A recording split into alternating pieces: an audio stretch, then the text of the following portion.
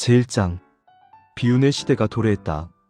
중원무림은 더 이상 정파와 사파의 명확한 경계로 나뉘지 않았다. 알 수 없는 곳에서 흘러나온 환계의 기운이 무림을 잠식하기 시작했고 환영수를 구사하는 이단 세력 목마단이 세력을 확장하고 있었다. 피로 얼룩진 달빛 아래 청년문의 마지막 밤이 저물어가고 있었다. 목마단의 습격은 잔혹했다. 문파의 무인들은 환영 속에서 자신의 가장 깊은 두려움과 마주하며 하나둘 쓰러져 갔다. 폐허가 된 전각 사이로 한 여인이 비틀거리며 걸어나왔다. 병년, 청년문의 유일한 생존자였다. 그녀의 몸에는 태어날 때부터 새겨진 흑룡의 비늘 문양이 달빛에 검게 빛나고 있었다. 병년은 무릎을 꿇고 피로 물든 대지에 손을 짚었다. 이 목숨이 다하는 날까지 반드시 복수하겠습니다. 그녀의 입에서 피의 맹세가 흘러나왔다. 그 순간 몸속 깊은 곳에서 무언가가 꿈틀거렸다. 흑룡비 연신공. 선대부터 전해 내려온 금단의 무공이 각성하기 시작했다. 병년의 피부에 검은 문양이 서서히 번져나갔고 그녀를 둘러싼 공기가 묘하게 일렁였다. 이 무공은 단순한 힘이 아니었다. 상대의 정신을 침식하고 욕망을 자극하는 환영력을 지닌 위험한 힘이었다. 병년은 온몸을 휘감는 고통과 함께 이 사실을 깨달았다. 힘을 쓸수록 이성을 잃고 폭주하는 치명적인 부작용. 하지만 복수를 위해서라면 그녀는 이 저주받은 힘마저도 받아들일 각오가 되어 있었다. 잔해 속에서 일어선 병년의 눈빛은 더 이상 흔들리지 않았다. 복수의 길은 멀고 험난할 것이었다. 하지만 그녀는 이미 돌이킬 수 없는 어둠 속으로 첫 발을 내딛었다. 흑룡의 후계자로서 피로 얼룩진 운명을 짊어진 채 제2장 석 달 후 병년은 목마단의 흔적을 쫓아 황폐한 마을에 도착했다. 그곳에서 그녀는 한 남자와 마주쳤다.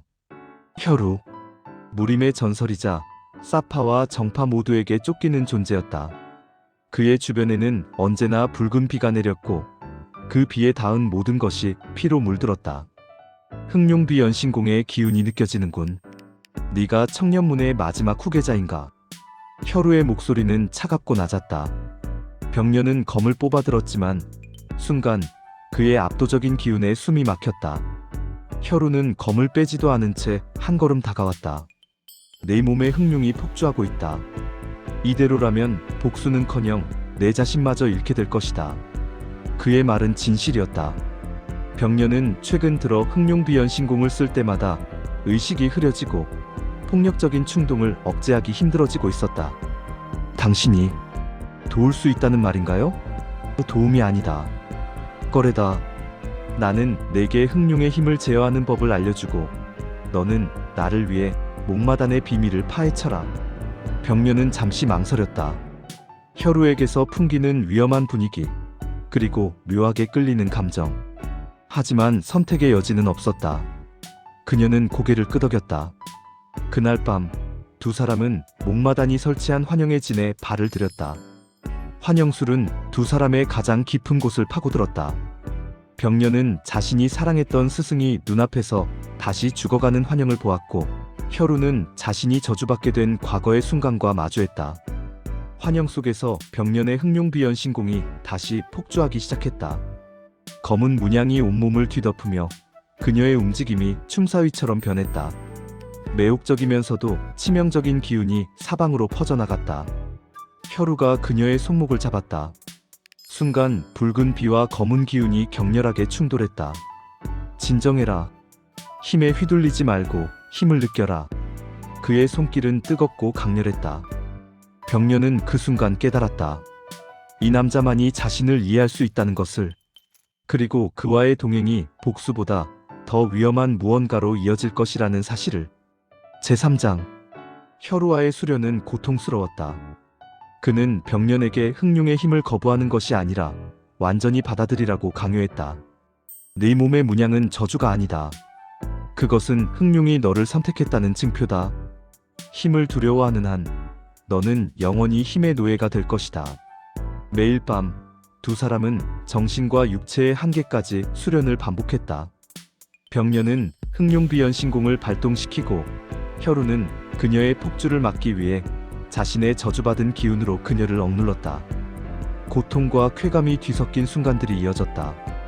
병녀는 점차 흑룡의 힘을 자신의 것으로 만들어갔다. 그녀는 검은 용의 날개를 기로 형상화하여 공중을 비행할 수 있게 되었고, 몽경의 눈을 통해 적의 다음 움직임을 예측할 수 있게 되었다. 하지만 힘이 강해질수록 혈우에 대한 감정도 함께 커져갔다. 그가 자신을 만질 때마다, 그의 시선이 자신을 관통할 때마다 병녀는 이성과 본능 사이에서 흔들렸다.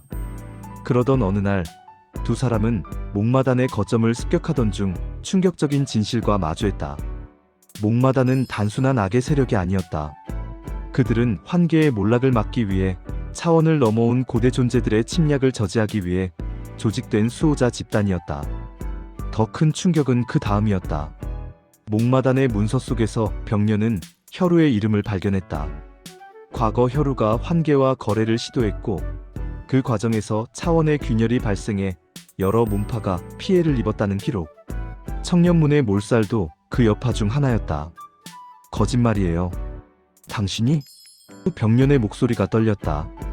혈우는 아무 말도 하지 않았다. 그의 침묵이 모든 것을 인정하는 것처럼 느껴졌다.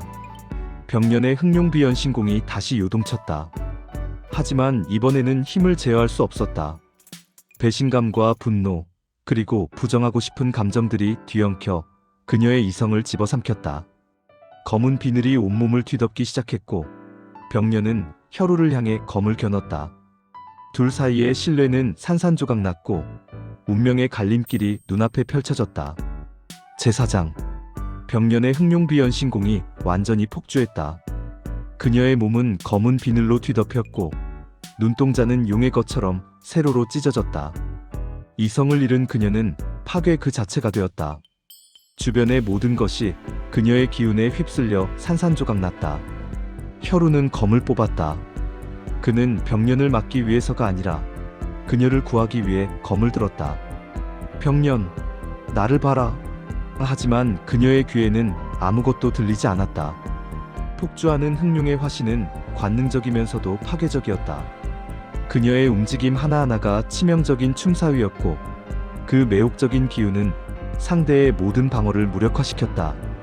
혈우는 자신의 몸에 흐르는 저주받은 피를 끌어올렸다. 붉은 피가 쏟아지기 시작했고, 그는 그 비 속을 뚫고 병년에게 다가갔다. 수많은 상처를 입으면서도 그는 멈추지 않았다. 네가 나를 용서하지 못하더라도 나는 너를 포기할 수 없다. 마침내 혈우는 폭주하는 병년 앞에 섰다. 그리고 그녀의 얼굴을 두 손으로 감싸 안았다. 검은 비늘이 그의 손을 찢어발겼지만 그는 놓지 않았다. 용서해줘. 그리고 돌아와. 혈우의 입술이 병년의 입술에 닿았다. 그 순간 세상이 멈춘 듯했다. 붉은 비와 검은 기운이 격렬하게 융합하며 폭발적인 에너지가 사방으로 퍼져나갔다. 두 사람의 상반된 힘이 하나로 연결되는 순간이었다. 병년의 눈동자가 천천히 제자리를 찾아갔다. 검은 비늘이 서서히 사라지고 그녀의 의식이 돌아왔다. 그녀는 자신을 안고 있는 혈우를 보았다. 피투성이가 된 그의 모습을.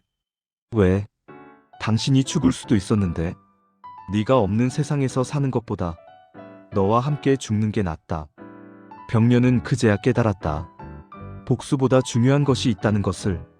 그리고 자신이 진정으로 원했던 것은 파괴가 아니라 연결이었다는 사실을. 두 사람은 서로를 끌어안은 채 검은 안개와 붉은 비가 내리는 환상적인 풍경 속에 서 있었다. 흑룡의 힘은 이제 완전히 병년의 것이 되었고, 두 사람의 운명은 하나로 이어졌다. 제호장. 백몽주와의 최후 대결이 펼쳐졌다. 목마단의 수장은 강대했지만 흑룡의 힘을 완전히 제어하게 된 병년과 혈우의 합공을 당해낼 수는 없었다. 검은 용의 날개가 펼쳐지고 붉은 비가 쏟아지는 가운데 백몽주는 마지막 순간 진실을 밝혔다. 나는 무림을 파괴하려 한 것이 아니다. 차원의 문을 통해 침략하려는 고대 존재들을 막기 위해 모든 것을 걸었을 뿐이다. 병년은 복잡한 표정으로 백몽주를 내려다보았다. 그녀가 미워했던 적조차도 나름의 정의를 위해 싸우고 있었다. 세상은 선과 악으로 명확히 나뉘지 않았다. 차원의 문을 닫아야 한다. 하지만 병년은 혈우를 바라보았다. 그가 고개를 끄덕였다. 두 사람은 손을 맞잡고 차원의 문 앞에 섰다. 하지만 그들은 문을 완전히 닫지 않았다. 대신 통제된 개방을 선택했다. 무림과 환계가 공존할 수 있는 새로운 균형을. 숨겨야 할 것도 부정해야 할 것도 없는 새로운 시대가 열렸다. 청년문의 폐허는 그대로 남겨두었다. 병년은 더 이상 과거에 얽매이지 않았다. 그녀는 혈우와 함께 무림의 경계를 떠도는 자유로운 존재가 되기로 했다. 어느 날 저녁, 석양을 배경으로 병년의 등 뒤에 검은 용의 날개가 펼쳐졌다. 장엄하고 아름다운 광경이었다.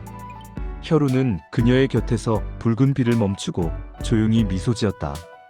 후회는 없나? 단 한 번도.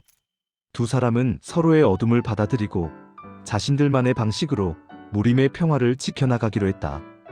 파괴가 아닌 균형으로, 복수가 아닌 이해로. 흑룡의 후계자와 저주받은 검객의 전설은 그렇게 새로운 장을 열어갔다. 무림의 하늘 위로 검은 날개와 붉은 꽃잎이 함께 흩날리는 아름다운 밤이었다.